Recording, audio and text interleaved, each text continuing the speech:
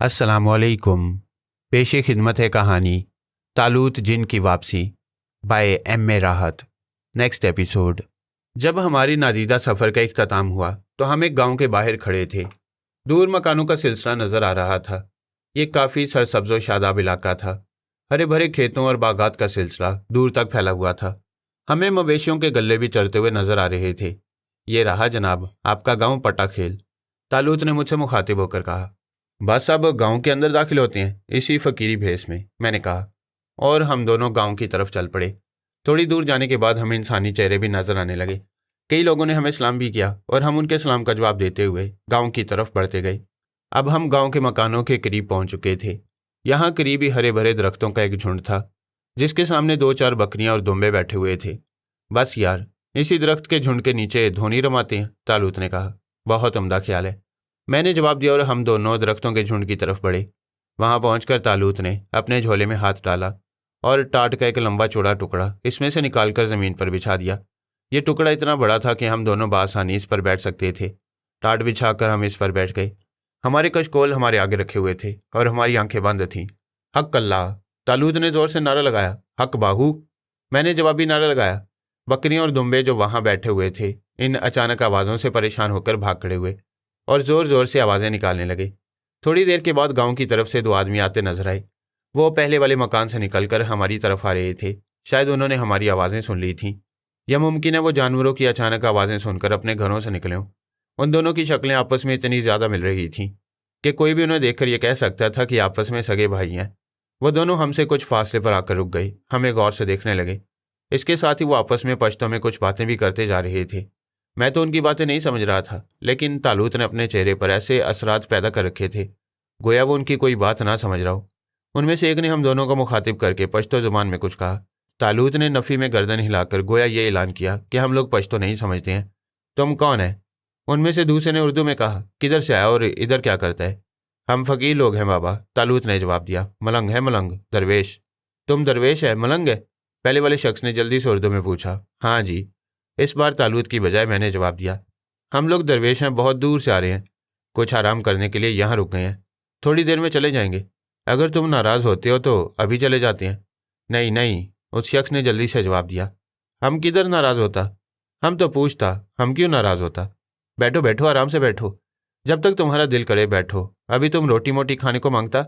नहीं बच्चा, तालूत ने जवाब दिया, अभी हमें रोटी की तलब नहीं है, तुम्हारा शुक्रिया। वो दोनों नौजवान आदमी हमारे सामने आकर ज़मीन पर बैठ गए। तुम लोग किधर से आता दरवेशा? उनमें से एक ने पूछा। हम लोग बहुत दूर से आ रहे हैं, मैंने जवाब दिया, उन इलाकों से जो शायद तुमने कभी देखे भी नहीं। हम समुंदर के किनारे से आ रहे हैं, कराची से आ रहे हैं। कराची से? दूसरा नौजवान बोला। मगर कराची तो बहुत दूर है। हमारा गाँव का 2 आदमी कराची में काम करता है, वो 1-2 साल बाद कराची से आता है। हम कभी कराची नहीं गया, सुने कराची का लोग बड़ा होशियार होता और बड़ा बड़ा स्कूल है। हाँ, कराची में बहुत स्कूल हैं और बड़े बड़े स्कूल हैं, तालूत ने जवाब दिया। तुम दोनों के नाम क्या हैं? तुम दोनों आपस में भाई हो? हाँ, हम भाई हैं, उनमें से एक बोला। हमारा नाम रहमत खां और हमारा भाई का नाम बरकत खां है। तुम लोग क्या काम करते हो? तालूत ने पूछा। हमारा ज़मीन है थोड़ा सा, कुछ मवेशी है, बस इस तरह गुजर होता रहता था। मगर अभी एक बड़ा मुश्किल पैदा हो गया शाह साहब, रहमत खान बोला। क्या मुश्किल होगी रहमत खान? तालूत ने पूछा। अभी पिछले दिनों हमारे गांव में चोरी हुआ, रहमत खान कहने लगा। चोर लोग गांव का आधे से ज़्यादा घर में चोरी किया। वो सिर्फ जेवर लिया, हर घर से जेवर लिया और कोई चीज़ नहीं लिया, सारा जेवर ले लिया। हमारा घर से भी जेवर ले लिया, वो हमारा अम्मा का जेवर था, उसको उसकी माँ ने दिया था। हमारा अम्मा बहुत रोता है। हम तो अब इतना जेवर बनाने का सोच भी नहीं सकता शाह साहब। तुम लोगों ने पुलिस को इस वारदात की इतला दी? तालूत ने पूछा। हम इतला दिया शाह साहब, बरकत खां बोला। पुलिस इधर आया भी और तहकीकात भी किया, मगर अभी तक कोई पता नहीं चला। शाह साहब, तुम करामत वाला आदमी है, अभी हमारे वास्ते कुछ करो, चोर का पता लगाओ तो हमारा ऊपर एहसान होगा। तुम्हें ये किसने बताया कि हम लोग करामत वाले हैं? मैंने पूछा। हमारा को कौन बताता शाह साहब, बरकत खान ने कहा। पीर फकीर तो करामात वाले लोग होता ही है, मगर सारे पीर फकीर तो करामात वाले नहीं होते, तालूत ने कहा। वो ठीक है शाह साहब, मगर तुम लोग करामत वाला मालूम होता है, रहमत खान बोला। तुम्हारा शक्ल पर तो खुदा का नूर है, तुम ज़रूर करामात वाला लोग है। अगर हमारा इमदाद करोगे तो खुदा भी तुमसे खुश होगा। क्या तुम अपने घर के सारे जेवर पहचान सकते हो? तालूत ने उन दोनों से पूछा। हम तो नहीं पहचान सकता, मगर हमारा माँ पहचान सकता है, बरकत खान ने कहा। अगर तुम बोलो तो उसे बुला ले। बुला लाओ, तालूत ने कहा। वो दोनों तेजी से अपने घर की तरफ लपके। उन्हें जल्दी जल्दी जाता देखकर एक बूढ़े से आदमी ने रोका और उनसे कुछ पूछा। उन्होंने तेजी से कुछ जवाब दिया और हमारी तरफ इशारा किया। इसके बाद वो दोनों बर्क रफ्तारी से अपने घर की तरफ बढ़ गए। वो बूढ़ा आदमी जिससे उन दोनों ने बात की थी आहिस्ता आहिस्ता और मोहतात कदमों से चलता हुआ हमारे पास आया और हमें सलाम करके हमारे सामने ज़मीन पर बैठ गया। हमने उसके सलाम का जवाब दिया। शाह साहिब, जेवर तो हमारा घर का भी चोरी हुआ, बूढ़े ने कहा, और हमारा खानदान का 100 साल पुराना जेवर था। चोर खुदाई ख्वार का बच्चा सब का सब ले गया, कुछ भी नहीं छोड़ा। फिर तुम क्या चाहते हो? तालूत ने पूछा। हम क्या चाहेगा शाह साहिब, बूढ़े ने एक ठंडी सांस भरकर जवाब दिया। अगर हमारा माल मिल जाता तो अच्छा था। क्या तुम अपने घर के जेवर को पहचान सकते हो? तालूत ने उससे पूछा। हम सारा तो नहीं पहचान सकता शाह साहिब, बूढ़े ने जवाब दिया। हमारा बीवी पहचान सकता है। अच्छा तो जाओ अपनी बीवी को लेकर आओ, तालूत ने इत्मीनान से कहा। तो क्या तुम सच में हमारा जेवर वापस दिलवा देगा? बूढ़े ने हैरत से पूछा। अल्लाह मालिक है भाई, तालूत ने एक बार फिर वही जवाब दोहराया। बूढ़ा आदमी वहां से जल्दी जल्दी रवाना हो गया। इस दौरान बरकत खां और रहमत खां एक बूढ़ी औरत के लिए हमारे पास आ गई। औरत ने बड़े अदब से हमें सलाम किया और अपने बेटों के साथ हमारे सामने ज़मीन पर बैठ गई। ये हमारा माँ है शाह साहिब, बरकत खां ने कहा। इसको अपने सारे जेवर का पहचान है। औरत ने जल्दी से गर्दन हिलाई। अच्छी बात है, तालूत ने कहा और अपने झोले में हाथ डालकर उसमें से एक सोने की अंगूठी निकाली और बूढ़ी औरत की तरफ बढ़ाते हुए पूछा, ये तुम्हारी है? औरत और उसके दोनों बेटे हैरत से तालूत को देख रहे थे। हाँ, ये हमारा है शाह साहिब, खुदा का कसम ये हमारा है, औरत ने कहा। कसम खाने की ज़रूरत नहीं है बहन, तालूत ने कहा, मुझे तुम्हारी बात का एतबार है। इसके बाद दोबारा उसने अपने झोले में हाथ डालकर सोने की 6 चूड़ियाँ निकाली जो काफ़ी भारी थीं। चूड़ियाँ औरत को दिखाते हुए उसने पूछा, ये भी तुम्हारी हैं? हाँ शाह साहिब, औरत ने जल्दी से जवाब दिया, ये भी हमारा है। रख लो, तालूत ने कहा। तीनों माँ बेटों की ज़ुबानें जैसे गुंग हो गई थीं और हैरत से तालूत को और मुझे देख रहे थे। चंद मिनट में बरकत और रहमत की माँ का सारा चोरी किया हुआ जेवर वापस मिल गया। वो तीनों खुशी और हैरत के मिले जुले जज्बात का इजहार कर रहे थे। तुम्हारा जेवर पूरा हो गया बहन? तालूत ने पूछा। कोई चीज़ बाकी तो नहीं रही? नहीं शाह साहिब, औरत ने जल्दी से जवाब दिया। हमारा सारा जेवर मिल गया, खुदा तुम्हारे को ज़िंदगी दे शाह साहिब। बरकत खां और रहमत खान बेताबाना अंदाज में मेरे और तालूत के हाथ चूमने लगे। हमने उन्हें ऐसा करने से मना कर दिया। बरकत और रहमत खां अपनी माँ के साथ वहाँ मौजूद ही थे कि वो बूढ़ा एक बूढ़ी औरत को साथ लिए हमारी तरफ आता दिखाई दिया। दोनों मियाँ बीवी बड़े तेज़ तेज़ कदमों से चलते हुए हमारी तरफ आ रहे थे। बरकत, रहमत और उनकी माँ के खिले हुए चेहरों की मुस्कुराहट ही से जाहिर था कि उनका काम हो गया। बूढ़ा और उसकी बीवी जब करीब आए तो उन्होंने रहमत की माँ के हाथ में उसका जेवर देखा। बूढ़े और उसकी बीवी ने एकदम जैसे उन पर सवालों की बौछार कर दी। उन लोगों के दरमियान पश्तों में गुफ्तगू हो रही थी और तालूत ने शायद तर्जुमा करवाने की ज़रूरत नहीं महसूस की। शाह साहिब, यह हमारा बीबी है। बिलाखिर बूढ़े ने औरत की तरफ इशारा करते हुए कहा। तुम रहमत खां और बरकत खान की माँ को उसका जेवर वापस दिलवाया, तुम्हारा बड़ा मेहरबानी होगा शाह जी। हमारा जेवर भी वापस दिलवा दो, हम बहुत गरीब आदमी हैं। हमारा काम ही गरीबों की मदद करना है, मैंने कहा। हम ज़रूर तुम्हारी मदद करेंगे, मैंने तालूत की तरफ देखा। हाँ ज़रूर तुम्हारी मदद करेंगे, तालूत ने कहा और इसके साथ उसने अपने झोले में हाथ डाला और एक भारी सा कंगन निकालकर औरत को दिखाते हुए पूछा, ये तुम्हारा है? हाँ शाह जी, ये हमारा है, औरत ने बेताबी से हाथ फैलाते हुए कहा। रख लो, तालूत ने कहा और दोबारा झोले में हाथ डाला। चंद मिनट में बूढ़े और उसकी बीवी को उनकी सारी गुमशुदा दौलत मिल चुकी थी। शाह जी, तुम लोग गांव के हुजरा में चलो, बूढ़े ने हमसे कहा। हमारे पूछने पर उसने अपना नाम सरदार गुल बताया था। नहीं सरदार गुल, हम यहीं ठीक हैं, तालूत ने जवाब दिया। फ़कीरों के लिए क्या हुजरा क्या ज़मीन, सब बराबर है। नहीं शाह साहिब, बरकत खां ने कहा। सरदार गुल ठीक बोलता, तुम इस गांव में हमारा मेहमान है, तुम सारे गांव का मेहमान है, तुमको हुजरे में चलना मांगता। तुम बरकत करामत वाला लोग है, भला ऐसा लोग और गांव में कब आता? इस असना में कुछ और लोग भी वहां जमा हो गए। बरकत और सरदार गुल ने उन्हें पश्तो में कुछ बताया और हासिल शुदा जेवरात दिखाई। उन लोगों की आंखें खुली की खुली रह गईं और उनमें से 3 आदमियों ने बेताबी के आलम में आगे बढ़कर हमारे कदम पकड़ लिए। हमने जल्दी से अपने पाँव पीछे खींचते हुए उन्हें ऐसा करने से मना कर दिया। शाह साहब, हमारा जेवर भी चोरी हुआ है, हमारा घर भी चोर लोग चोरी किया और जेवर ले गया। शाह साहब, हमारा हाल पर रहम करो, वो लोग बारी बारी कह रहे थे। करेंगे करेंगे, सबका काम करेंगे, तालूत ने उन्हें तसल्ली देते हुए कहा। एक एक करके आओ। रहमत, बरकत और सरदार गुल आने वालों से जल्दी जल्दी कुछ बातें करने लगे। दोनों बूढ़ी औरतें भी, जिन्होंने अपने अपने जेवरात को अपनी चादरों के कोनों में बांध लिया था, जोरों शोर से गुफ्तगू में शरीक हो गईं। बिलाखिर सरदार गुल ने, जो उन सब लोगों में सबसे ज़्यादा उम्र रसीदा था, गोया उन सबकी नुमाइंदगी करते हुए कहा, शाह साहब, हम सबका तुम्हारे से दरख्वास्त है कि तुम हुजरे में चलो। तुम हमारा सबका मेहमान है, सारा गांव का मेहमान है। हम तुम्हारे को इधर ज़मीन पर नहीं छोड़ सकता। सबके असरार पर बिलाखिर हमको अपना बोरिया बिस्तरा उठाना ही पड़ा। उन लोगों के साथ हम गांव के हुजरे की तरफ रवाना हो गए। बूढ़ा सरदार गुल एक फातिहाना शान के साथ हमारे साथ था। रास्ते में जो लोग भी मिलते गए हमारे साथ मौजूद लोग उन्हें हमारी करामात के बारे में बताते गए और लोग हैरत के आलम में हमें देखते रहे। हुजरे तक पहुंचते पहुंचते एक जम्मे गफीर हमारे साथ इकट्ठा हो चुका था। गालिबन सारा गांव ही उमड़ आया था। वो लोग ज़्यादा से ज़्यादा हमारे करीब आने के लिए कोशां थे। जिनके जेवरात चोरी हुए थे और उनकी तादाद बहुत ज़्यादा थी, वह तमाम के तमाम लोग आपस में ज़ोर ज़ोर से पश्तो में बातें कर रहे थे। हुजरा अच्छा खासा था, गो कि ये ज़्यादा बड़ा नहीं था, लेकिन गांव के लिहाज से ठीक ही था। वहाँ कई चारपाइयाँ मौजूद थीं। हम दोनों को एक चारपाई पर बिठा दिया गया। वो लोग जिन्हें अपने जेवरात की तलाश थी हमारे गिरदा गिर्द परवानों की तरह जमा हो गए। बहुत सी औरतें भी जिनके जेवर चोरी हुए थे हुजरे में यहाँ मौजूद हुई थीं। वह सब के सब टूटी फूटी उर्दू में अपना मानी बयान करने की कोशिश कर रहे थे। बाज़ ऐसे भी थे जो मुश्किल ही उर्दू का कोई जुमला बोल सकते थे, खास तौर पर औरतें। तालूत ने हुक्म दिया कि जिन जिन लोगों के जेवरात चोरी हुए हैं वो एक एक करके आ जाएं। फ़ौरन लोग दो हिस्सों में तकसीम हो गए। इसके बाद उसने उन लोगों से पूछा कि आया वो अपने घर के जेवरात शनाख्त कर सकती हैं। कुछ लोगों ने बताया कि वो शनाख्त कर सकती हैं और कुछ ने कहा कि उन्हें अपनी औरतों की मदद हासिल करनी पड़ेगी। तालूत ने उनसे कहा कि वो अपनी अपनी औरतों को बुला लाएं और ये कि गाँव में जितने लोगों के जेवर चोरी हुए उन सबको बुला लिया जाए। दरवेशों की करामात का हाल सुनकर सारा गाँव आ गया। हुजरे में तिल धरने को जगह न रही और बहुत से लोग बाहर खड़े हुए थे। तालूत ने उन सबको अंदर बुलाया जिनके जेवरात चोरी हुए थे। एक एक करके उनके जेवरात वापस करने शुरू किए। उन लोगों की खुशी, मुसर्रत और हैरत का अजब आलम था। उन्हें तो ख्याल भी ना आया कि उनकी गुमशुदा दौलत इस तरह अचानक उन्हें वापस मिल जाएगी। आखिर सारे लोगों को उनके खोए हुए जेवरात वापस मिल गए, लेकिन मजमा कम ना हुआ। सब लोग अकीदतमंदाना अंदाज में हमारे इर्द गिर्द ही मौजूद रहे। तब एक अधेड़ उम्र का आदमी, जिसके साथ चंद और लोग भी थे, मजमा को चीरता हुआ अंदर आया। लोग खुद ब खुद उसके और उसके आदमियों को जगह देते गए। वो शख्स अपने आदमियों के साथ हमारे करीब आकर रुक गया और हमें गौर से देखने लगा। ये हमारा गांव का खान है। सरदार गुल ने उसके बारे में हमें बताते हुए कहा, इसका नाम जलाल खां है।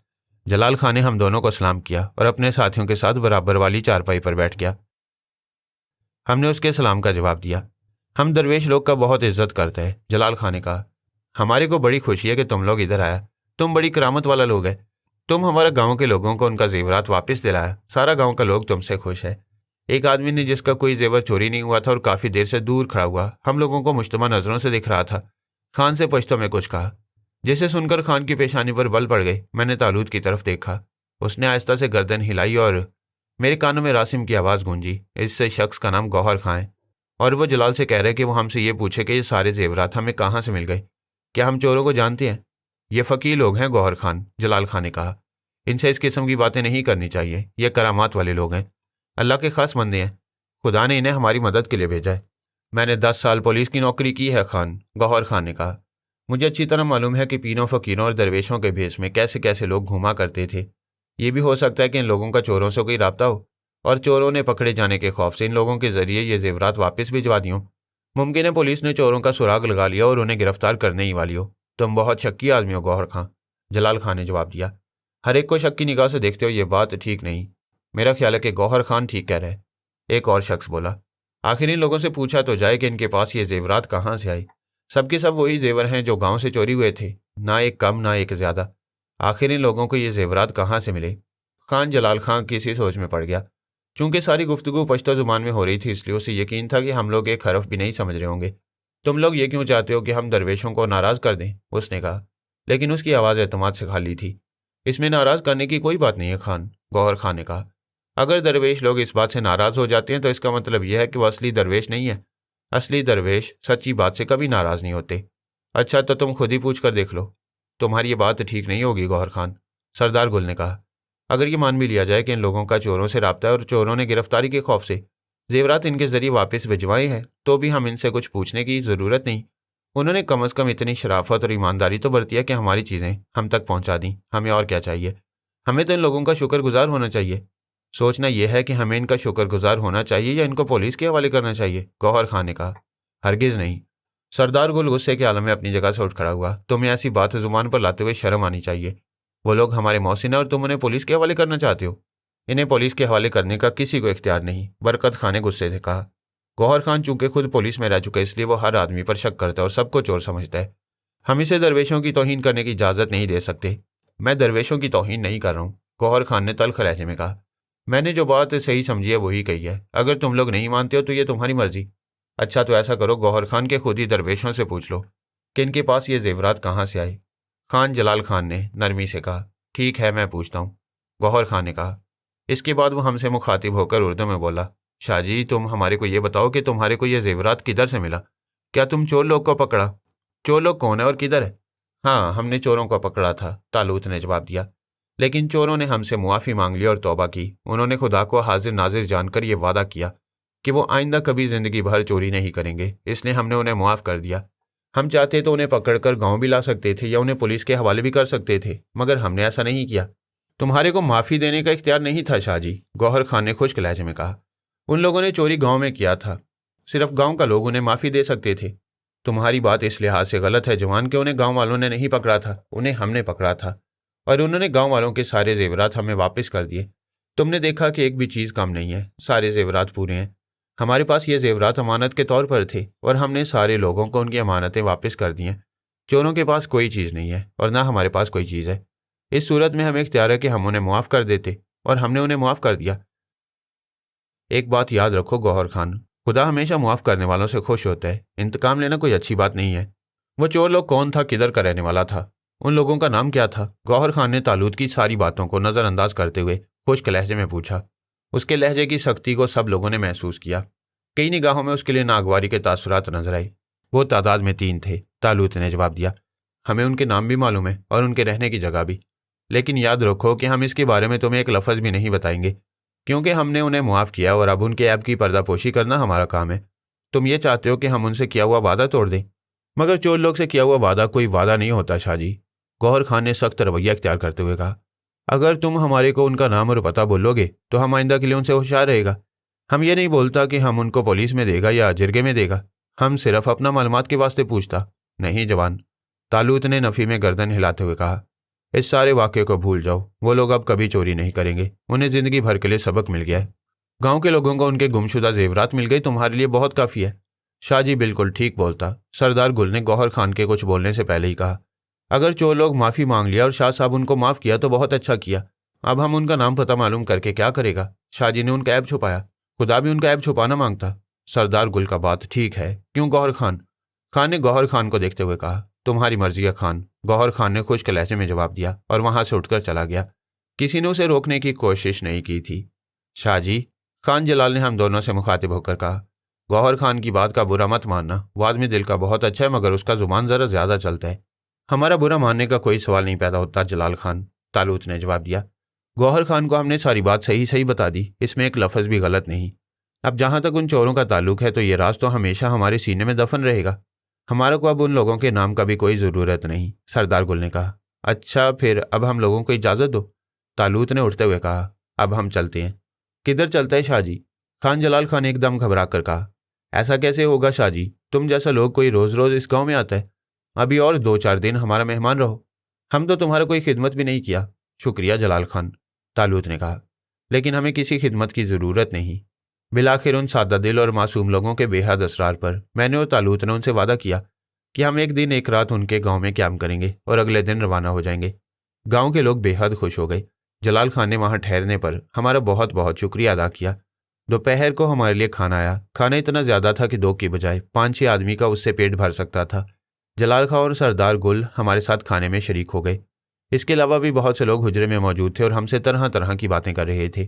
खाना खाने के बाद उन्होंने हमारे लिए चाय का बंदोबस्त किया। चाय में और लोग भी शरीक हुए। अब दोपहर हो चुकी थी। जलाल खान ने हमसे कहा कि अब हम कुछ देर के लिए आराम कर लें। जलाल खान की हिदायत पर सारे लोग वहाँ से एक एक करके रुखसत हो गए। खुद जलाल खान भी चला गया। हम दोनों तनहा रह गए। इन लोगों में गौहर खान खासी सूझबूझ वाला आदमी मालूम होता है, मैंने कहा। अब हुजरे में मैं और तालूत अकेले रह गए थे। इसमें कोई शक नहीं कि गौहर खान खासी सूझबूझ वाला आदमी है, तालूत ने जवाब दिया। वो हर मामले के तमाम पहलुओं का मंतकी अंदाज में तज्जिया करने का आदी है, लेकिन इसके साथ ही साथ वो कीना परवर भी है। हमने उसके सामने जो वजाहत पेश की थी एक नेक दिल इंसान की हैसियत से, उसे ये वजाहत कबूल कर लेनी चाहिए थी, लेकिन उसने ऐसा नहीं किया और किसी अड़ियल टट्टू की तरह अपनी बात पर अड़ा रहा। अच्छा भाई, उस अड़ियल टट्टू को तो उड़ा रहने दो। अब बंदे खां तो सोना बनाते हैं, मैंने कहा और आराम से बिस्तर पर दराज हो गया। सो जाओ, तालूत ने जवाब दिया। मेरा ख्याल है मुझे भी सो जाना चाहिए। थोड़ी देर के बाद मैं सो गया और जब बेदार हुआ तो तालूत बिस्तर पर बैठा हुआ था। हुजरे के दरवाजे के सामने धूप की रंगत बदल चुकी थी और साए लंबे हो रहे थे। सरदार गुल 3 मरतबा चक्कर लगाकर जा चुका है, तालूत ने मुस्कुराते हुए कहा। 2 बार बरकत खां और रहमत खां भी आ चुके हैं। बराबर उन्होंने हमें सोता पाया और हमें जगाए बगैर वापस चले गए। क्या तुम भी सोए थे? मैंने उससे पूछा। ज़्यादा नहीं, सिर्फ थोड़ी देर के लिए, उसने जवाब दिया। ज़्यादातर वक्तों में आंखें बंद किए पड़ा रहा। अब अज़ाइम क्या हैं तुम्हारे? मैंने पूछा। बस कल सुबह यहाँ से रवाना होंगे, तालूत ने कहा। नियाज अहमद और बख्त खां जहाँ के गांव चलेंगे। वैसे भी अब उन दोनों की शादी में कोई बड़ी रुकावट तो रही नहीं, क्योंकि खैरजान का पत्ता तो साफ हो चुका है और गांव के सारे लोग इस बात से वाकिफ हैं। बख्त जहां और नियाज अहमद एक दूसरे से शादी करना चाहते हैं, इसलिए गांव का कोई और नौजवान बख्त जहां से दिलचस्पी नहीं रखता। सिर्फ खैरजान ही एक ऐसा शख्स था जो बख्त जहां को खरीदना चाहता था। ताहम बख्त जहां के लालची बाप का मुंह भरने के लिए नियाज अहमद को पैसे की ज़रूरत तो है, उसके बगैर ये काम ज़रा मुश्किल होगा। और पैसा हम फराम कर देंगे, मैंने कहा। यकीनन, तालूत ने जवाब दिया। इसी असना में सरदार गुल, रहमत खां और बरकत खां एक साथ हुजरे में दाखिल हुए। उन्होंने हमें सलाम किया, जिसका हमने जवाब दिया। बरकत खां ने हुजरे में रखी हुई बाल्टी उठाई और उसे लेकर बाहर निकल गया। ज़रा देर में वो पानी से भरी हुई बाल्टी लेकर दोबारा वापस आया। बाल्टी उसने एक तरफ रखी और इसके साथ ही एक लोटा और डोंगा भी रख दिया। मुँह हाथ धो लो शाह साहब, सरदार गुल ने हमसे कहा। बरकत खां तुम्हारे वास्ते पानी लाया है। हम दोनों ने बारी बारी हाथ मुँह धोया। रहमत खां ने एक सफ़ेद तौलिया पेश किया, जिसे हमने मुंह पहुंचा। फिर हम सब लोग चारपाइयों पर बैठ गए और इधर उधर की बातें शुरू हो गईं। हम लोग चाय पी ही रहे थे कि जलाल खां भी आ गया। वो भी चाय में शरीक हो गया। आज रात को सारा गांव की तरफ से तुम्हारा दावत है शाहजी, खान जलाल खां ने कहा। गांव का सारा लोग तुमसे बड़ा खुश है। तुम गांव के लोगों को खुशी दिया, उनको उनका खोया हुआ दौलत दिया। आज रात गांव वाला जश्न मनाता, दुम्बा काटता और अगर तुम इजाज़त दो तो खटक नाच करता। खटक नाच? मैंने बेताबी से कहा। ज़रूर जलाल खान, ज़रूर, हम खटक नाच ज़रूर देखेंगे। तालूत ने मेरी तरफ देखा और बोला, हाँ भाई, ज़रूर देखेंगे खटक नाच, लेकिन दुम्बे किस लिए कट रहे हैं? दुम्बा तुम्हारे वास्ते कटता है शाह साहब, जलाल खान ने मुस्कुराते हुए कहा। हमारे लिए? तालूत ने हैरत से कहा। लेकिन हम तो बहुत थोड़ा सा खाना खाते हैं, क्या हम पूरा दुम्बा खा जाएंगे? खूब खाओ शाहजी, खूब खाओ, जलाल खान ने कहा।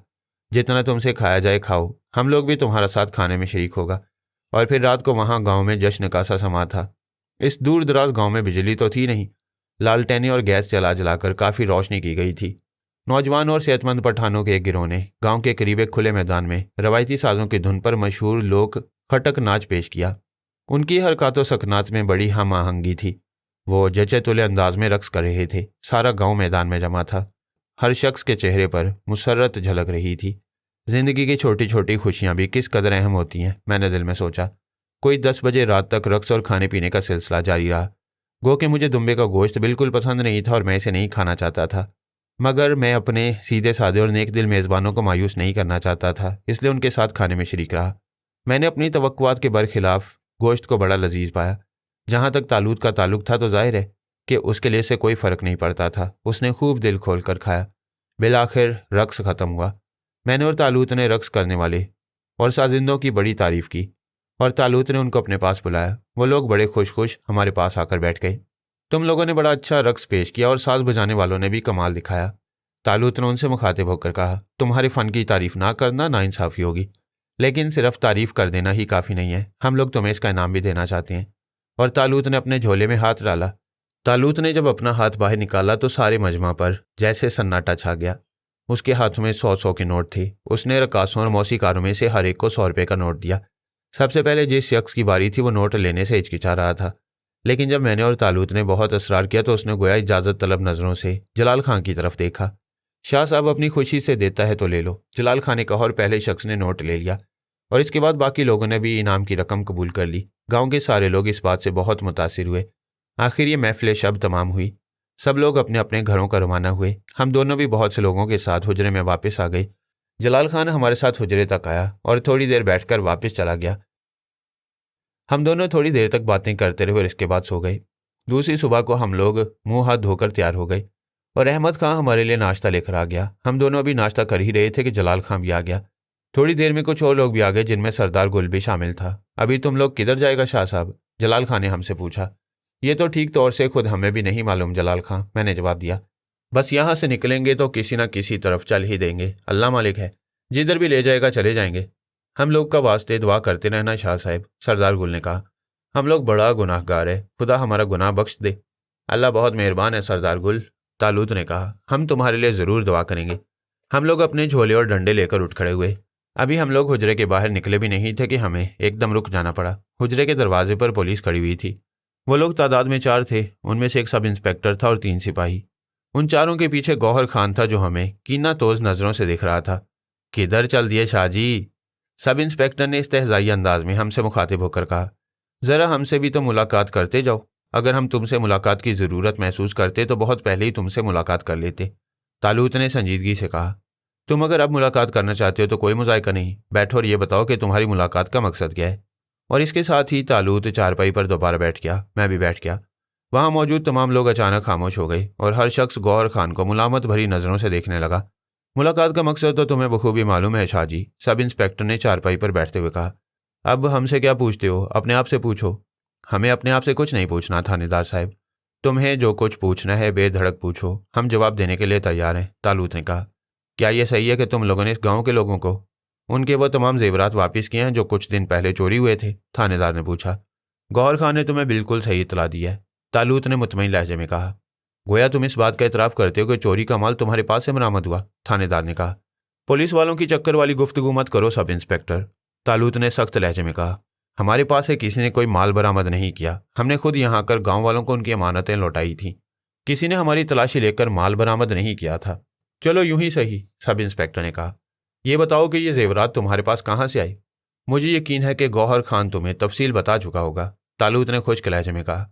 गौहर खान की बात छोड़ो शाह जी, सब इंस्पेक्टर ने कहा, मैं तुम्हारी जुबान से सुनना चाहता हूँ। इसके जवाब में तालूत ने वही बातें दोहरा दी जो इससे पहले गौहर खान के सवाल के जवाब में कह चुका था। क्या तुम उन चोरों को पहले से जानते थे? नहीं, तालूत ने जवाब दिया, हमने उन्हें चोरी का माल तकसीम करते हुए देख लिया था और फिर तुम लोगों के समझाने बुझाने से उन्होंने तौबा कर ली और चोरी का सारा माल तुम्हें वापस कर दिया। सब इंस्पेक्टर ने दोबारा तज़हीक आमेज़ अंदाज में कहा। बिल्कुल ऐसा ही हुआ, तालूत ने बड़े सुकून से कहा। और उन्होंने तुमसे मुआफ़ी मांग ली और तुमने उन्हें मुआफ़ कर दिया, सब इंस्पेक्टर ने कहा। बिल्कुल ऐसा ही हुआ, तालूत ने दोबारा कहा। अच्छा तो हमें उन चोरों के नाम और पते बताओ, सब इंस्पेक्टर ने तहक्कुमाना अंदाज में कहा। सवाल ही पैदा नहीं होता, तालूत ने फैसलाकुन लहजे में कहा। उनके तौबा कर लेने के बाद हमने भी उनसे वादा किया था कि उन्हें कोई तकलीफ नहीं होने देंगे, लेकिन तुम्हारे इस बयान की तस्दीक के लिए उन चोरों का बयान लेना हमारे लिए ज़रूरी है, सब इंस्पेक्टर ने कहा। लेकिन हम अपने बयान की तस्दीक की कोई ज़रूरत महसूस नहीं करते, तालूत ने लापरवाही से कहा। तुम महसूस करो या ना करो, सब इंस्पेक्टर ने ज़रा बुलंद आवाज़ में कहा, लेकिन हम इसको ज़रूरी समझते हैं। तुम्हारी मर्जी, जो चाहो सो करो, तालूत ने भी डपट कर कहा। लेकिन हम तुम्हें उन लोगों के नाम और पते नहीं बता सकते, हम उन लोगों से किए हुए वादे को नहीं तोड़ सकते। तुम्हारी मर्जी है शाह जी, सब इंस्पेक्टर ने कहा। लेकिन इस सूरत में मजबूरी है, तुम्हें थाने चलना होगा। नहीं सब इंस्पेक्टर, तालूत ने सख्ती से कहा। हम सिर्फ वहाँ जाते हैं जहाँ जाने की हमारी मर्जी होती है और फिलहाल थाने जाने की हमारी कोई मर्जी नहीं है। तुम्हारे लिए बेहतर यही होगा कि तुम अपना रास्ता लो और हम अपना रास्ता लें।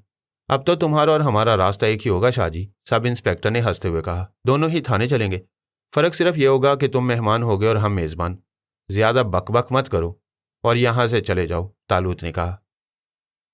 हमें तुम्हारी मेज़बानी मंजूर नहीं है, अलबत्ता तुम चाहो तो हम तुम्हारी मेज़बानी कर सकते हैं। बड़ा तकब्बुर है शाह जी, सब इंस्पेक्टर ने गुस्से से कहा। तुम थाने चलोगे तो सारा तकब्बुर निकाल दूंगा।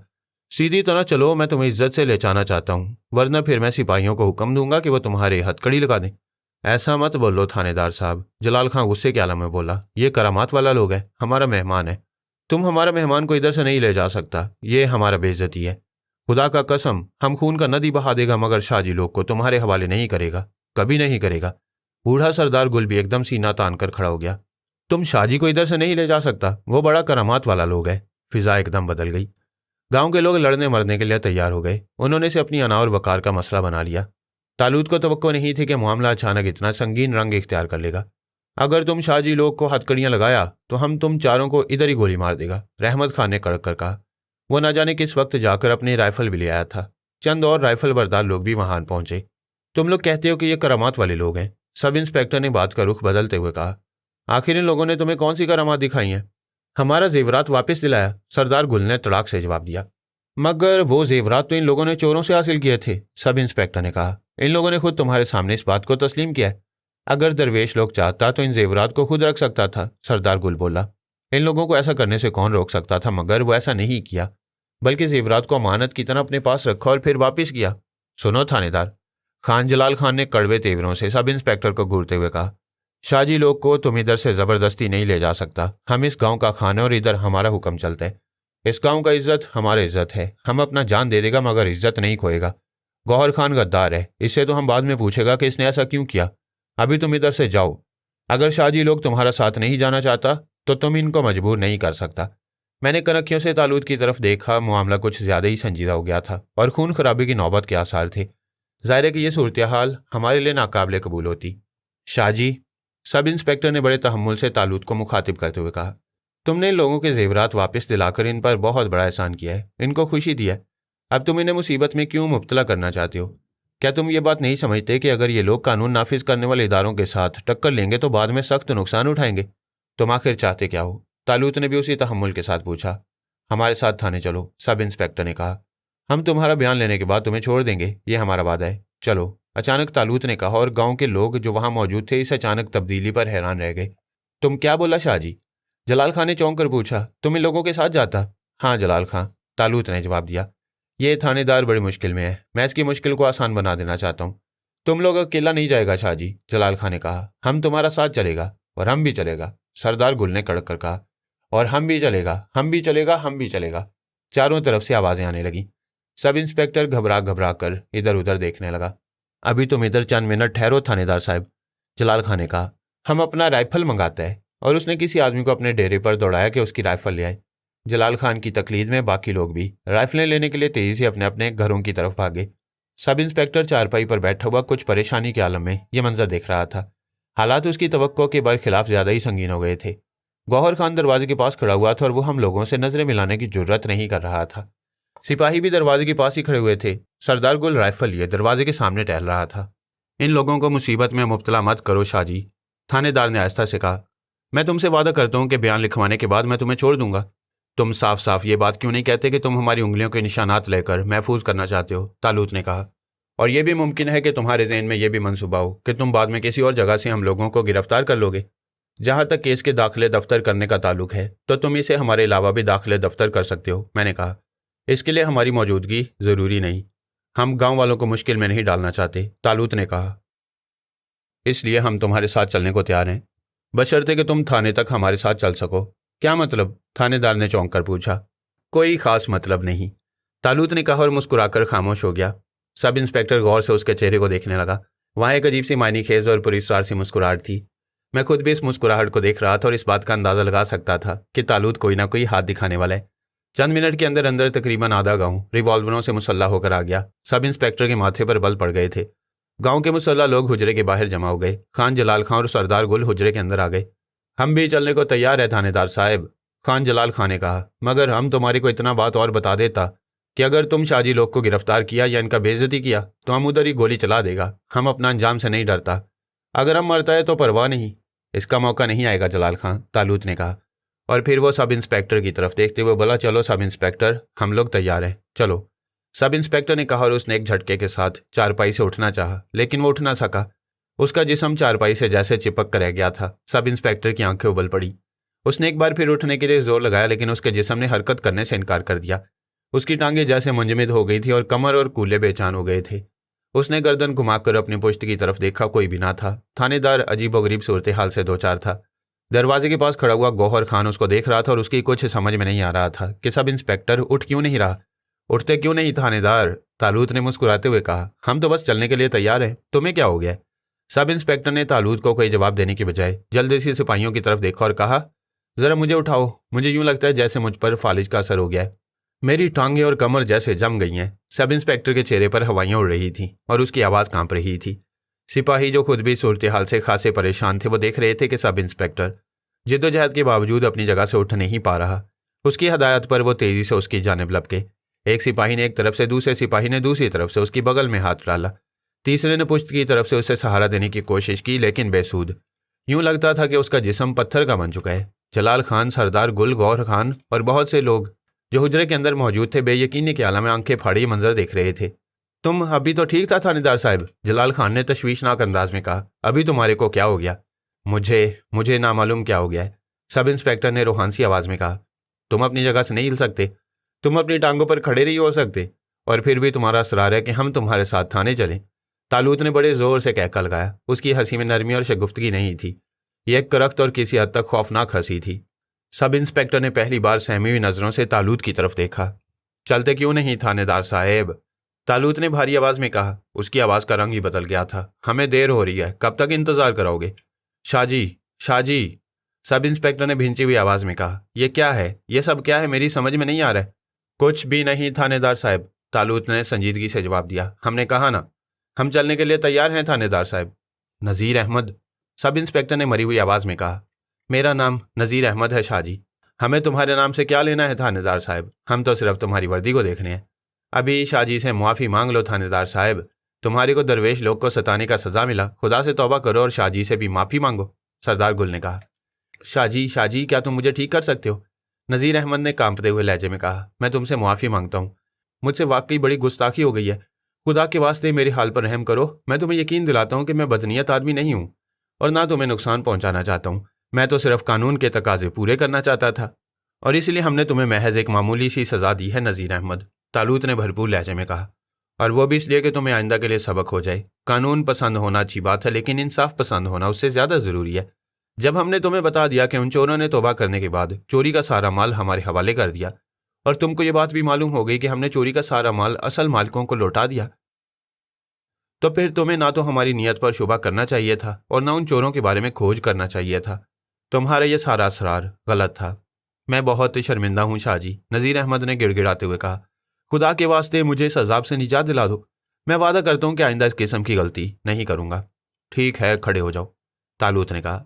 नज़ीर अहमद ने अपने जिस्म को हरकत दी और वो बिल्कुल एक नॉर्मल इंसान की तरह खड़ा हो गया। उसने जल्दी से अपने जिस्म के इर्द गिर्द नज़र दौड़ाई। उस चारपाई को अच्छी तरह देखा जिस पर वो बैठा हुआ था। कहीं कोई ऐसी चीज़ नहीं थी जिसने उसे जकड़ रखा हो। अब वो बिल्कुल आज़ाद था। वो उठते ही आगे बढ़ा और उसने तालूत के कदमों में झुकने की कोशिश की, लेकिन तालूत ने उसे रोक दिया। इसकी ज़रूरत नहीं है नज़ीर अहमद, तालूत ने कहा। इंसान के लिए इतना ही काफ़ी है कि वो अपनी गलती का एतराफ़ कर ले। मुझे अपनी गलती का एतराफ़ है शाहजी। गौहर खान, जो इस सारे तमाशे के दौरान बड़ा बखलाया हुआ और परेशान सा दरवाजे के पास खड़ा था, अचानक तेज़ी से तालूत की तरफ बढ़ा और कबल इसके कि तालूत कुछ समझ पाता, उसने लपक कर तालूत के दोनों पांव पकड़ लिए। अरे अरे, तालूत ने जल्दी से उसे उठाते हुए कहा। क्या करते हो गौहर खान, मुझे गुनाहगार कर रहे हो? हमारा को भी माफ़ी दो शाहजी, गौहर खान ने रुंधी हुई आवाज़ में कहा। थानेदार साहब को हमने जाकर रिपोर्ट किया था। हम सच सच बोलते हैं, हमने तुम्हारे ऊपर शक किया। हमने तुम्हारे को चोर लोग का साथी समझा। हमसे बड़ा गलती हो गया। अभी हमारे को भी सबक मिल गया है। हम जलीलो ख्वार हुआ। हमने तुमको जलीलो ख्वार नहीं किया गौहर खान, तालूत ने नरमी से कहा। और ना ही हम ऐसा कोई काम करने का इरादा रखते हैं। हमें तुमसे कोई शिकायत नहीं। तुमने जो कुछ किया अपने ज़मीर के तकाज़ों के मुताबिक किया। इसमें तुम्हारे किसी ज़ाती मुफाद का दखल नहीं था। शायद तुमने ठीक ही किया। इसने ठीक नहीं किया शाहजी, सरदार गुल ने गौहर खान को देखते हुए कहा। अभी हम इससे पूछेगा कि इसने ऐसा क्यों किया। इसने गद्दारी किया है शाह साहब। इसे मुआफ़ कर दो सरदार गुल, तालूत ने कहा। ठीक है शाह साहब, जलाल खान ने कहा। तुम बोलता है तो हम इसको मुआफ़ करते हैं, वरना हम तो इसको गद्दारी की सज़ा देता। इसके बाद तालूत ने गांव के लोगों से मुखातिब होकर कहा। अच्छा भाइयों, अब हम चलते हैं। हमने नज़ीर अहमद को भी सच्चे दिल से मुआफ़ किया और गौहर खान को भी। अब तुम भी इन लोगों को मुआफ़ करो और सारी बातें भूल जाओ। हमें इजाज़त दो। शाहजी, हमें कोई खिदमत का मौका तो दो, नज़ीर अहमद ने तालूत के हाथ पकड़ते हुए कहा। हमारा काम खिदमत लेना नहीं, खिदमत करना है, तालूत ने जवाब दिया। एक जमे गफ़ीर हम दोनों को छोड़ने के लिए गांव के आखिरी किनारे तक आया। नज़ीर अहमद ने हम लोगों के लिए सवारी का बंदोबस्त करने की पेशकश की, लेकिन हमने उसे सख्ती से मना कर दिया। हमारे साथ आने वाले लोगों ने मज़ीद आगे जाने की ख्वाहिश जाहिर की, लेकिन हमने उन्हें मना कर दिया। हमने गांव के किनारे पर रुककर उनमें से हर एक से मुसाफिया किया और उनकी मेज़बानी के लिए उनका शुक्रिया अदा किया। फिर हम लोग उन्हें छोड़कर आगे बढ़ गए। वो लोग अपनी जगह पर खड़े हुए हमें देखते रहे। हम आगे चलकर एक मोड़ पर मुड़ गए। अब हमारे और उनके दरमियान ऊंचे ऊंचे टीले हायल थे। वो हमें नहीं देख सकते थे। लो जी, खुदा खुदा करके ये गांव पटा खेल का किस्सा तो तमाम हुआ। हाँ भाई, मगर इसमें लुत्फ़ बहुत आया, तालूत ने कहा। किस बात में लुत्फ़ आया, मैंने पूछा। मुझे तो खटक नाच देखने में सबसे ज़्यादा लुत्फ़ आया, तालूत ने जवाब दिया। खैर, अब ये बात तो हमेशा के लिए बंद हुआ। अब आगे की सोचो। भाई, अब आगे के मंसूबा तो यह है कि हमें खैर जान के गाँव में चलना है, तालूत ने कहा। वहाँ न्याज अहमद है, बख्त जहाँ है और बख्त जहाँ का लालची बाप है। हमें बख्त जहाँ और न्याज अहमद की मदद करना है ताकि उन दोनों की शादी हो सके। फिर वहाँ से एबटाबाद रवाना होंगे। वहाँ के टीबी सैनिटोरियम में जीनत गुल की मजाज पुरसी करेंगे। जीनत गुल के माँ बाप भी वहीं मौजूद होंगे। हमने उनसे वादा किया था, सो वादा पूरा करेंगे और उसके बाद कराची। अच्छा, तो फिर खैर जान के गाँव चलो, मैंने कहा। मेरा ख्याल है हमारा यही हुलिया ठीक रहेगा। इसी हुलिया में हमें एबटाबाद भी जाना है। बिल्कुल बिल्कुल, तालूत ने जल्दी से कहा। बस अब हम मख्फी होते हैं और सीधे खैर जान के गाँव में चलते हैं। इसके बाद हम लोग मख्फी हो गए। तालूत ने मेरा हाथ पकड़ लिया और हम फिजाओं में परवास करने लगे। जब हमारे पाँव ज़मीन पर लगे तो हम खैर जान के गाँव के बाहर खड़े थे। हम पहले भी इस गाँव में आ चुके थे और इसकी गलियों और गिरदोनवाह की सैर कर चुके थे। हमें खैरजान का मकान भी मालूम था और नियाज अहमद के घर से भी हम लोग वाकिफ थे। हम दोनों गांव के अंदर दाखिल हो गए। इस वक्त काफ़ी दिन चढ़ चुका था। गांव के जवान लोग खेतों और बागों में काम करने के लिए निकल गए थे। जो लोग घरों पर ही काम करते थे वो गांव के अंदर थे। हमें मालूम था कि बख्त जहां का बाप घर पर ही मौजूद होगा। वो चूंकि काफ़ी बूढ़ा था और उसका कोई बेटा भी नहीं था, उसने अपनी ज़मीन एक और शख्स के हवाले कर रखी थी और उससे फसल का ज़्यादातर हिस्सा खुद ले लेता था। हम सीधे बख्त जहां के घर के दरवाजे पर पहुंचे। गांव की गलियों में हमें घूमते हुए कई लोगों ने हैरत से देखा और सलाम भी किया। दो एक लोगों ने हमें रोककर कुछ पूछने की भी कोशिश की, लेकिन हम गर्दन हिलाते हुए आगे बढ़ गए। दरअसल अब हम यहाँ कोई और जिम्मेदारी लेना नहीं चाहते थे। गांव की गलियों में हमें आशना चेहरे भी नजर आए। इन लोगों को हम पहले भी गांव में देख चुके थे, लेकिन इस तरह के सिर्फ हमने उन्हें देखा था, जबकि उन्होंने हमको नहीं देखा था। बल्कि अब सूरत ये थी कि वो भी हमें देख रहे थे। हमने सीधे बख्त जहान के मकान पर जाकर जोर जोर से दरवाजे पर दस्तक दी। चंद मिनट के बाद दरवाज़ा खुला और बख्त जहान के बाबा शहजाद गुल ने नापसंदीदा नज़रों से हमको घूरा। उसने पश्तो में पूछा, लेकिन तालूत ने ना समझने वाले अंदाज में कहा, रोटी खाएंगे बाबा, भूखे हैं। गो के शहजाद गुल की आंखों में हमारे लिए नापसंदीदगी साफ तौर पर यहाँ थी। ताहम घर आए हुए रोटी के ख्वास्तगार को धुतकार देना पख्तून रवायत के खिलाफ था। शहजाद गुल अगर ऐसा चाहता भी तो ऐसा नहीं कर सकता था। चुनाचे उसने दरवाज़ा खोलकर हमें घर के अंदर बुला लिया। बख्त जहाँ और उसकी छोटी बहन जुमुर्द बीबी एक कमरे से निकल कर आ गई और हमें गौर से देखने लगी। मकान के सेन में एक बड़ा सा सायादार दरख्त था जिसके नीचे दो चारपाइयाँ पड़ी हुई थीं। शहजाद गुल ने हम दोनों को एक चारपाई पर बैठा दिया। तुम पश्तो नहीं बोलता? शहजाद गुल ने खासे नागवार लहजे में हमसे पूछा। नहीं, तालूत ने मुख्तसर सा जवाब दिया। फिर तुम लोग इस इलाके में क्यों आए और क्या करता? उसने अहमकाना अंदाज में सवाल किया। बाबा हम तो फ़कीर लोग हैं, सारी दुनिया में घूमते फिरते हैं, तालूत ने जवाब दिया। बस घूमते फिरते इधर भी आ गए? किधर से आया? शहजाद गुल ने पूछा। इस वक्त तो हम लोग मर्दान से आ रहे हैं, तालूत ने यूं ही कह दिया। मर्दान से? बूढ़े शहजाद गुल ने चौंक कर पूछा। मगर तुम मर्दान से इधर गांव में क्या लेने आया? बस यूं ही घूमने फिरने, तालूत ने जल्दी से जवाब दिया। बूढ़े ने तालूत को घूरा और फिर बख्त जहां को आवाज़ देकर कहा कि वो फ़कीरों के लिए रोटियां पका दे और रात का सालन गर्म करने के लिए रख दे। बख्त जहां खामोशी से बावर्ची खाने वाले हिस्से में चली गई। शायद तुम लोगों को हमारा आना बुरा लगा, तालूत ने शहजाद गुल से कहा। अगर तुम्हें हमारा आना पसंद नहीं तो हम यहाँ से चले जाते हैं। नहीं नहीं, बैठो, शहजाद गुल ने तालूत का हाथ पकड़ते हुए कहा। उसे अपने तल्ख रवैये का एहसास हो गया था और वह अचानक शर्मसार नजर आने लगा। बेटी को मना कर दो, हम खाना नहीं खाएंगे, तालूत ने दरवाजे की तरफ बढ़ते हुए कहा। और नहीं भाई नहीं, शहजाद गुल तालूत के रवैया से वाकई परेशान हो गया। उसने तालूत का हाथ कसकर पकड़ लिया और उसे पलंग पर बिठाने की कोशिश करने लगा। हमें जाने ही दो खान, मैंने कहा, किसी और घर से रोटी मांग कर खा लेंगे। नहीं भाई नहीं, शहजाद गुल ने दोबारा कहा। तुम इधर ही रोटी खाएगा, क्यों नाराज़ होता है? क्या हमने तुम्हारा को कोई बात बोला? हम तो बोला कि बैठो रोटी खाओ, लेकिन तुमने हमारे आने को पसंद नहीं किया, मैंने कहा। हम ज़बरदस्ती तुम्हारे मेहमान नहीं बनना चाहते। हम पसंद किया भाई, अभी पसंद किया, बूढ़े ने कहा। उसे अब वाकई शदीद नदामत का एहसास हो रहा था। हम लोग थोड़ी सी अदाकारी के बाद बिलाखिर इत्मीनान से बैठ गए। तुम खामखा नाराज़ होता, शहजाद गुल ने कहा। हम मेहमान लोग का इज्जत करता, अभी आराम से बैठो, हमारा बेटी तुम्हारा वास्ता खाना तैयार करती है। थोड़ी देर बाद वक्त जहां हमारे लिए खाना ले आई। उसने हमारे करीब आकर हम दोनों को सलाम किया और खाना पलंग पर रख दिया। जीती रहो बेटी, खुश रहो, तालूत ने जवाब दिया। मैंने भी उसे दवाएं दी। वो खाना रखकर दरख्त के तने से टेक लगाकर ज़मीन पर बैठ गई। उसकी छोटी बहन जुमुर्द बीबी ने पानी के गिलास लाकर हमारे आगे रख दिए। हम लोगों ने आहिस्ता आहिस्ता खाना शुरू किया। तुम्हारा नाम क्या है बाबा? तालूत ने बूढ़े शहजाद गुल की तरफ देखते हुए पूछा। हमारा नाम शहजाद गुल है, उसने जवाब दिया। और तुम्हारा नाम क्या है? मेरा नाम फैज़ान शाह है, तालूत ने कहा। और ये मेरा भाई मर्दान शाह है। तुम दोनों भाई है? शहजाद गुल ने पूछा। हाँ, हम दोनों भाई हैं, तालूत ने जवाब दिया। तुम लोग कोई काम धंधा क्यों नहीं करता? शहजाद गुल ने पूछा। इस तरह इधर उधर क्यों मारा मारा फिरता है? अरे शहजाद गुल, हम लोग बहुत काम करते हैं, तालूत ने जवाब दिया। तुम्हें क्या मालूम हम कितना काम करते हैं? बस यूं समझो हर वक्त काम ही करते रहते हैं। शहजाद गुल की समझ में ये बात बिल्कुल नहीं आई। शायद वो इस जवाब से कुछ चकरा गया और हमें गौर से देखने लगा। खैरजान का क्या हुआ? अचानक तालूत ने शहजाद गुल से सवाल किया। उसको सजा हो गया, शहजाद गुल की जुबान से बेसाख्ता निकला, लेकिन अचानक वह संभल कर बोला। क्या तुम खैरजान को जानता है? तुम उसे कैसे जानता है? बुरे काम का बुरा अंजाम होता है, तालूत ने इसके सवाल को नज़रअंदाज करते हुए कहा। वो बड़ा गुनाहगार इंसान था, बुर्दा फरोशी करता था। आखिर खुदा ने उसे सजा दी। उसका यही हशर होना चाहिए था। मगर तुम उसे कैसे जानता है? शहजाद गुल ने दोबारा पूछा। वो, उसका साथी रहीम दाद और रहीम दाद के दो और साथी, सबके सब आयशा, सोसी और शौकी के अगवा के मुजरिम थे। जरगे ने उनको सजा देकर बहुत अच्छा किया है। खैरजान इतना दौलतमंद आदमी है, लेकिन फिर भी वो बहुत लालची है। ओ भाई फैज़ान शाह, शहजाद गुल ने बेताबी से कहा, हमारे को बताओ तुम खैरजान के बारे में कैसे जानते हैं? इस बात को छोड़ो शहजाद गुल, तालूत ने कहा। अब तुम मुझे ये बताओ कि अब तुम्हें बख्त जहां के एवज़ 70,000 रुपये कौन देगा? बख्त जहाँ जो दरख्त के तने से लगी हुई बड़े गौर से यह सारी गुफ्तगू सुन रही थी और हैरत कर रही थी। इस मजीद इंकशाफ पर एकदम चौंक गई। बूढ़ा शहजाद गुल भी एकदम घबरा गया और तालूत की तरफ देखता हुआ बोला, तुम लोग कौन है? तुमको ये बात किसने बोला? तुम हमारा बेटी का नाम कैसे जानता?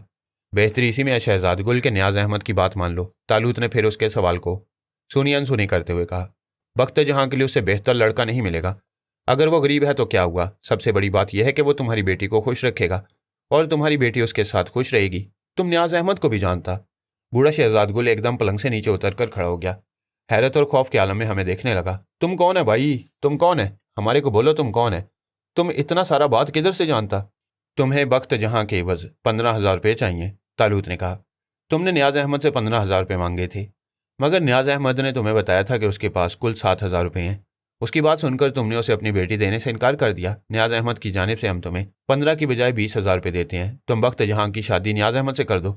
तुम 20,000 रुपया देगा? शहजाद गुल ने आंखें फाड़ कर कहा। हमारे को तुम बख्त जहाँ के बस 20,000 रुपया देगा? मगर तुम है कौन? हम फ़कीर लोग हैं बाबा, तालूत ने कहा। इस चक्कर में मत पड़ो कि हमें कौन सी बात किस तरह मालूम हुई। बस अपने काम से काम रखो। अगर तुम फ़कीर लोग हैं तो फिर 20,000 रुपया किधर से देगा? शहजाद गुल ने कहा। उसकी निगाहों में हरीसाना चमक थी। बख्त जहाँ ने कनखियों से हम लोगों की तरफ देखा। 20,000 रुपया? तालूत ने एक जोरदार कहका लगाया। बावर्ची खाने में बैठी हुई ज़मुर्द बीबी उसकी आवाज़ सुनकर चौंक पड़ी और खुद वहां से आकर बख्त जहाँ के बराबर ज़मीन पर बैठकर हम दोनों को देखने लगी। तालूत ने दोबारा पहले से भी ज़्यादा भारी आवाज़ में कहका लगाया और शहजाद गुल परेशान नज़रों से उसे देखने लगा। तुम समझते हो कि हम 20,000 रुपया नहीं दे सकते? ज़रूर दे सकते हैं, तालूत ने कहा और अपने झोले में हाथ डालकर नोटों की गड्डियाँ निकालनी शुरू कर दी। उसने ये गड्डियाँ चारपाई पर सजा कर रख दी। शहजाद गुल तो बिल्कुल ही हवास बाख्ता हो गया। वो कभी नोटों को देखता और कभी हमारे चेहरों को। बख्त जहाँ और ज़मुर्द बीबी भी फटी फटी निगाहों से नोटों के इस अंबार को देख रही थी, जो एक ऐसे फ़कीर के झोले से बरामद हुआ था जो उनके दरवाजे पर एक वक्त की रोटी का सवाल लेकर आया था। ये सब क्या है दरवेश बाबा? शहजाद गुल ने मुश्किल कहा। शहजाद गुल, ये रकम है, दौलत है, पैसा है, नोट है, तालूत ने कहा। तुम्हें बख्त जहाँ की एवज रकम चाहिए, हम तुम्हें रकम देंगे और तुम बख्त जहाँ की शादी न्याज अहमद से कर दो। हमने तुम्हें 20,000 रुपया देने का वादा किया है, वो हम देंगे। अगर तुम 20,000 रुपया देता है तो हम ये शादी ज़रूर कर देगा, ज़रूर कर देगा। शहजाद गुल की हरीसाना आंखों में कुछ और इजाफा हो गया। उसकी नज़रें नोटों की गड्डियों की तरफ से हटने का नाम नहीं ले रही थी। ठीक है शहजाद गुल, तालूत ने कहा। तुम ऐसा करो कि न्याज अहमद को यहाँ बुला लो। हम न्याज अहमद की मौजूदगी में तुम्हें रकम अदा कर देंगे और तुम हमारी मौजूदगी में न्याज अहमद को जुबान दोगे कि तुम बख्त जहाँ की शादी उसके साथ करोगे। तुम्हें मंजूर है? मंजूर है, शहजाद गुल ने जल्दी से कहा। हमारे को मंजूर है। हम न्याज अहमद को पहले भी बोला था कि 15,000 रुपये का बंदोबस्त कर ले और हम वक्त जहाँ का शादी उसके साथ कर देगा।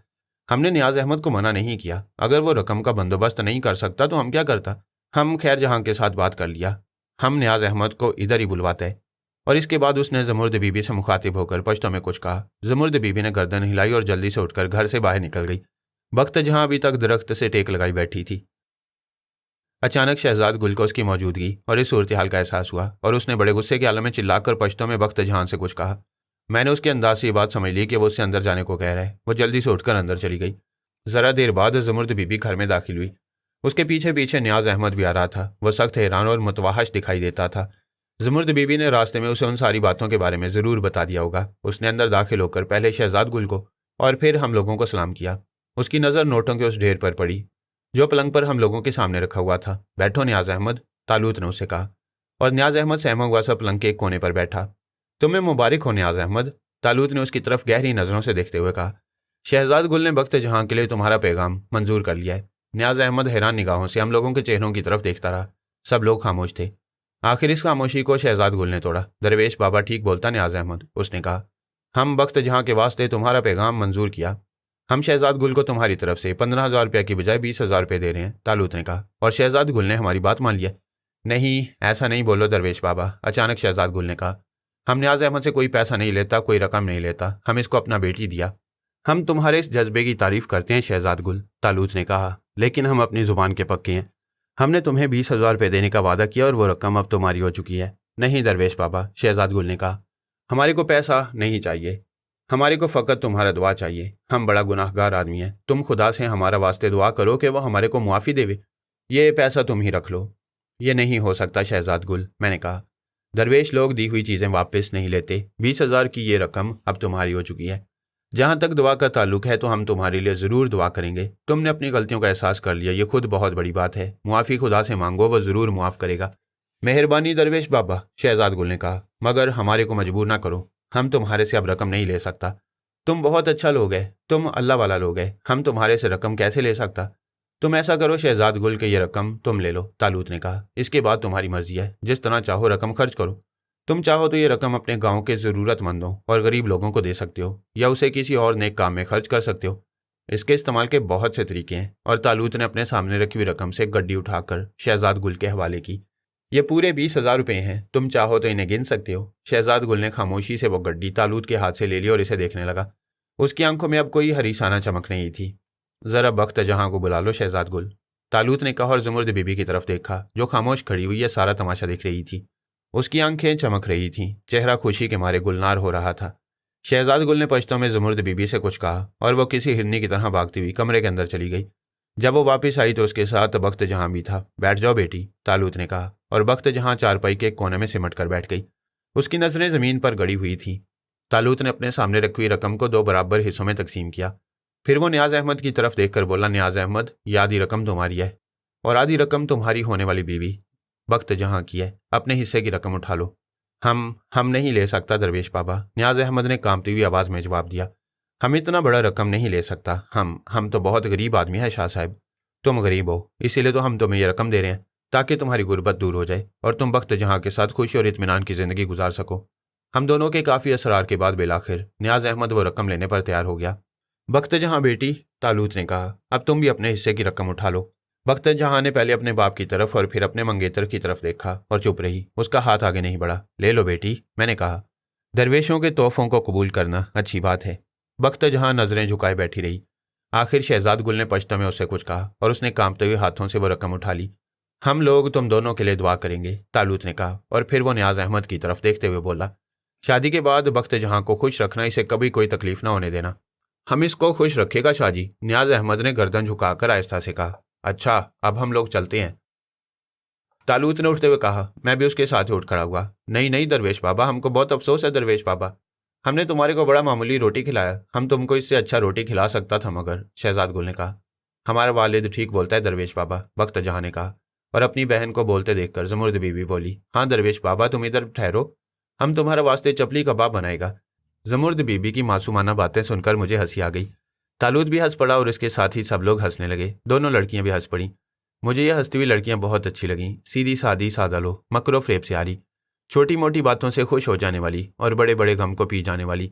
कितना ज़रफ़ होता है हमारे यहाँ की मशर की लड़कियों में, जो सदियों से जुल्म की चक्की में पिसती चली आती हैं और जिनके गमो आलाम की कोई इंतहा नहीं। सुनो बख्त जहां और ज़ुमुर्द बीबी, मैंने दोनों लड़कियों की तरफ देखकर कहा, तुम दोनों हमारी बेटियों की तरह हो और हम तुम्हारी बात मान लेते हैं, मगर हमारी एक शर्त है। बोलो बोलो दरवेशा, हमारे को तुम्हारा हर शर्त मंजूर है, बख्त जहां ने जल्दी से कहा। हमारी शर्त यह है कि गांव के किसी आदमी को भी हमारे बारे में कुछ ना मालूम हो, मैंने कहा। बात यह है कि हम अल्लाह वाले लोग हैं और बहुत ज़्यादा लोगों से ताल्लुकात नहीं रखते। अगर गांव के लोगों को मालूम होगा कि हमने तुम लोगों की मदद की है तो फिर बहुत से लोग हमसे मदद मांगने के लिए आ जाएंगे और हमें उनकी मदद करनी होगी। इस तरह फिर हमें एक लंबी मुद्दत तक यहीं रुकना होगा और हम आगे नहीं जा सकेंगे, जबकि हमें अभी आगे जाना है। हम किसी को नहीं बोलेगा, बख्त जहां ने फ़ौरन जवाब दिया। ज़ुमुर्द बीबी किसी को नहीं बोलेगा। उसने नियाज़ अहमद की तरफ कनखियों से देखा और आगे कुछ न कह सकी।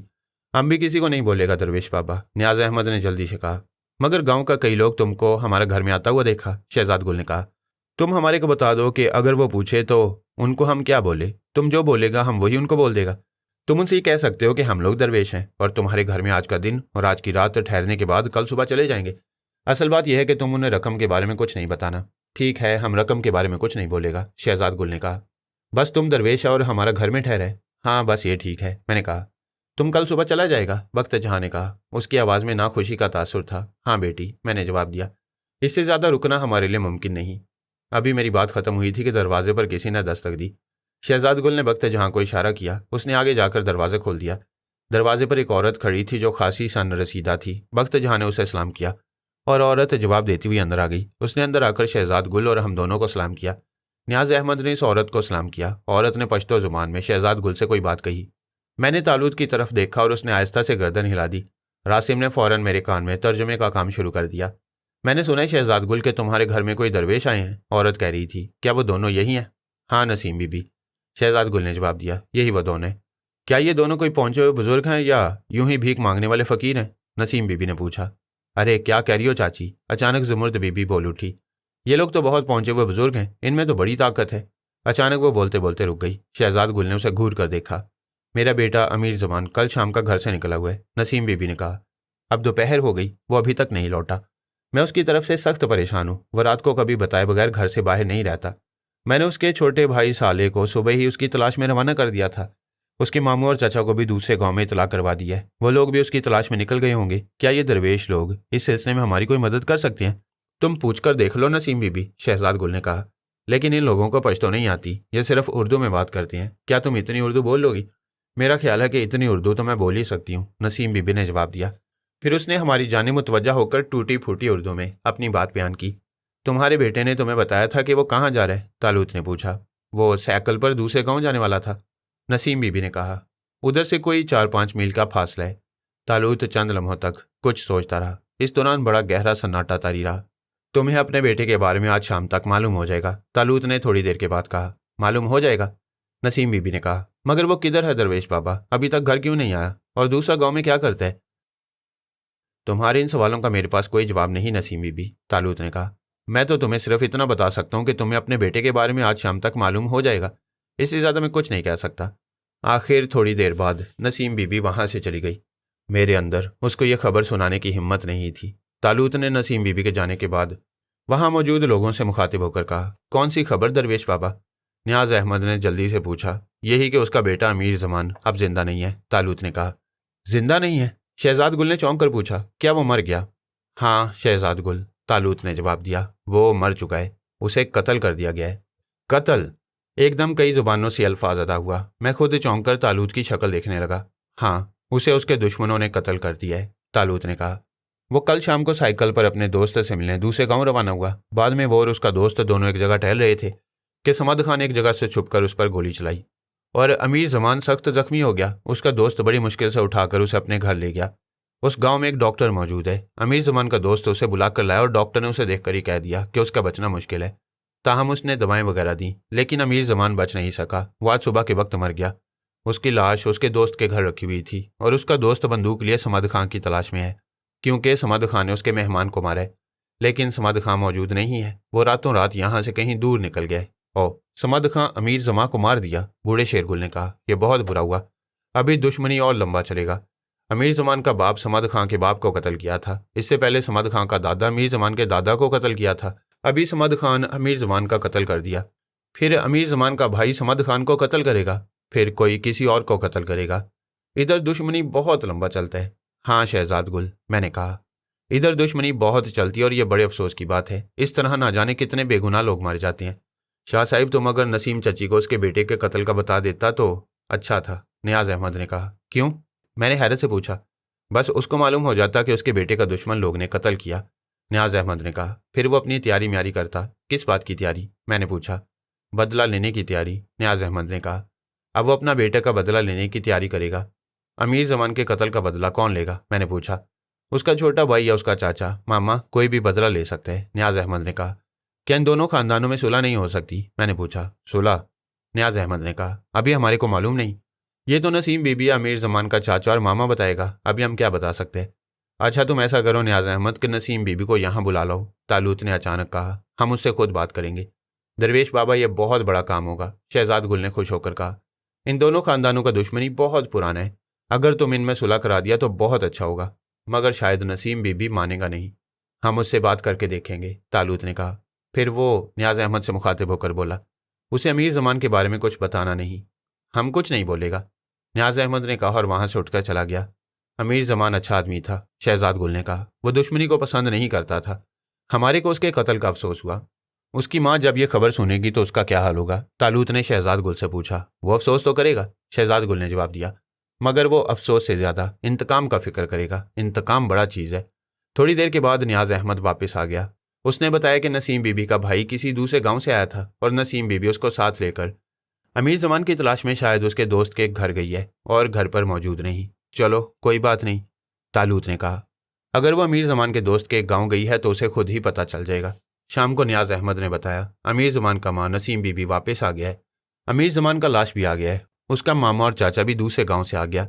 अभी हम लोग उधर गया था। नसीम बीबी तुम्हारा पूछता था कि दरवेश लोग उधर ही है या चला गया। हम उसको बताया कि दरवेश लोग अभी उधर ही है और रात को अभी इधर ही रहेगा, सुबह को जाएगा।